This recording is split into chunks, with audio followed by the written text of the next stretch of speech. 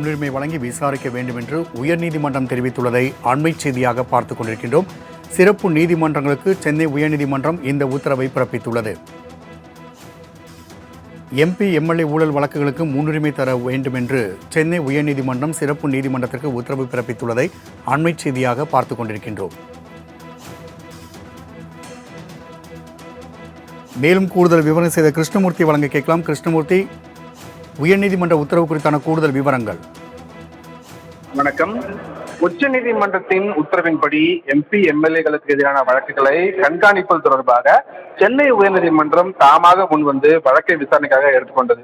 இந்த வழக்கு தலைமை நீதிபதி ஸ்ரீராம் மற்றும் நீதிபதி செந்தில்குமார் ராமமூர்த்தி அடங்கிய அமர்வில் இன்று விசாரணைக்காக வந்தபோது இந்த வழக்கில் நீதிமன்றத்துக்கு உதவியாக நியமிக்கப்பட்டுள்ள மூத்த வழக்கறிஞர் தமிழகம் முழுவதும் அனைத்து மாவட்ட முதன்மை அமர்வு நீதிமன்றங்களில் விசாரணையில் உள்ள எம்பி எம்எல்ஏகளுக்கு எதிரான வழக்குகளில் தற்போதைய புள்ளி விவரங்களை வழங்க வேண்டும் எனவும், ஊழல் வழக்குகள் விசாரணைக்கு முன்னுரிமை வழங்க வேண்டும் எனவும், எம்பி எம்எல்ஏகளுக்கு எதிரான வழக்குகளை விசாரிக்கும் சிறப்பு நீதிமன்ற நீதிபதிகளின் பதவிக்காலம் குறித்த விவரங்களையும் தெரிவிக்கப்பட வேண்டும் எனவும், பல ஆண்டுகளுக்கு முன் முடிக்கப்பட்டு தற்போது உயர்நீதிமன்றத்தால் மீண்டும் விசாரிக்க உத்தரவிடப்பட்ட வழக்குகளின் விவரங்களையும் வழங்க வேண்டும் என்று கேட்டுக்கொண்டார்.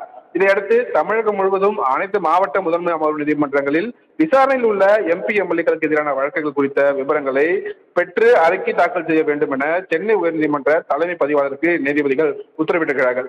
அதே போல எம்பி எம்எல்ஏக்களுக்கு எதிரான வழக்குகளை விசாரிக்கக்கூடிய சிறப்பு நீதிமன்ற நீதிபதிகளின் பதவிக்காலம் குறித்த தகவல்களையும் தெரிவிக்க வேண்டும் எனவும் தலைமை பதிவாளருக்கு நீதிபதிகள் உத்தரவிட்டிருக்கிறார்கள்.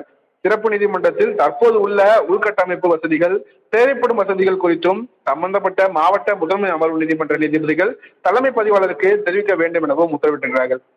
எம்பி எம்எல்ஏக்களுக்கு எதிரான கொலை முயற்சி, போக்சோ வழக்குகளுக்கு அடுத்தபடியாக ஊழல் வழக்குகளுக்கு முன்னுரிமை வழங்கி விசாரிக்க வேண்டும் என சிறப்பு நீதிமன்ற நீதிபதிகளுக்கு உத்தரவிட்டிருக்கிறார்கள். அதே போல பல ஆண்டுகளுக்கு முன் முடிக்கப்பட்ட எம்பி எம்எல்ஏக்களுக்கு எதிரான வழக்குகள் சென்னை உயர்நீதிமன்றம் தாமாக முன்வந்து மறு ஆய்வு செய்து பிறப்பித்த உத்தரவின் மூலமாக மீண்டும் விசாரணைக்கு எடுக்கப்பட உள்ள நிலையில் அந்த வழக்குகளின் விவரங்களையும் அறிக்கையாக அளிக்க வேண்டும் என தமிழக தலைமை குற்றவியல் வழக்கறிஞருக்கு உத்தரவிட்ட நீதிபதிகள் வழக்கின் விசாரணையை 2025ஆம் ஆண்டு ஜனவரி 9ஆம் தேதிக்கு தள்ளி வைத்து உத்தரவிட்டிருக்கிறார்கள். ராம்குமார்.